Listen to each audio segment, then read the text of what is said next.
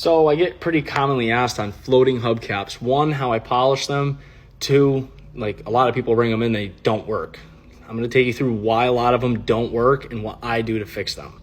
So to start to polish them, I take them apart pretty often. Some of them will have a C-clip on the backside, some will have a bolt with a washer. These had a bolt with a washer. I take them apart. Liberty 4s are pretty commonly like this, and we're taking them from this to make them like that.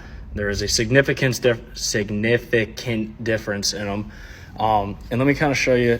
Oh man, it's messing up all my words. So I take purple on a flannel and I run it on this because they're really not bad. Purple does have a little bit of cutting power to it. It's not designed for that, but I take purple on a flannel and I do out these. I put them in my jaw horse and do them at a section at a time. Now the reason I take them apart is because I don't want to blow out the bearing that's in here. So one thing I did, this hubcap, this floater wasn't working.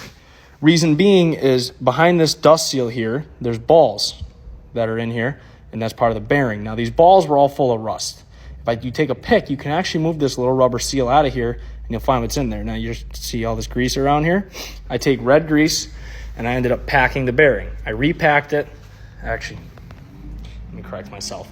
To start, I took WD-40 and PB Blaster to kind of get that rust out of there and freed everything up. Got it to spin nicely. Then I take a little bit of red grease, repack my bearing. Now it spins free. The race isn't shot. Nothing was wiggling. It was just rusted up because there was no grease in there from the factory. So I straighten that out. Now that's fixed for my customer. He can roll out of here. He doesn't have to buy a new floater. He doesn't have to worry about putting new bearings in it. None of that jazz because the bearing wasn't bad. It just didn't have any grease in it, and it was just full of water from time and abuse with no grease. Because for some reason, no one put grease in that from the start. So now, all the other ones, I'm putting grease in them so that they don't screw up. Now to polish them, I'm doing them a piece at a time because me personally, I don't want to put my buff on it and just let it spin and end up wrecking the bearing. So I'm actually just putting this in my jaw horse like I would a lot of things. I put it in there, I cut it one direction with purple. It's a little hazy. I still got to rub it with hand polish and kind of finish this. I ended up using my jaw horse for something different, so I popped this out of there. But as you can see, it looks a lot better than what they did look like. That's why I particularly, look at those freaking things, gosh darn it.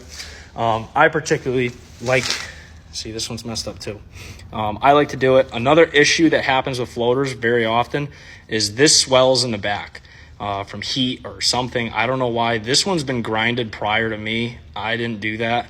I really wouldn't do that. I would take 600 grit sandpaper and sand it down flush, but this will swell and then it rubs in the back. And then they catch. I had another set of Liberties that was the same thing. This one's bearing might be a goner. That could be a goner. That one looks nice. Yeah, that one works properly. You hear all that grinding? Something's touching in there. So I'm not necessarily an expert on floaters, but I'm not afraid to mess with them a little bit because I have some mechanical experience. If you are scared to take them apart, now at least you see what they look like when you take them apart and you kind of know how they work. It's just a bearing in there. It's very simple. There's a weight. Sometimes the weight swells and hangs them up. So if you have them, they're hanging up, check it out. Split it apart. Maybe that's all it is. Maybe you just got to sand down that. If it's lead in there, you can kind of hammer it in there nicely, flatten it back out, get it to lay flush and hold itself. Sometimes it's like these aren't lead. I don't know what that is in there, but there is ways to fix them, and they're really not that complicated to work on.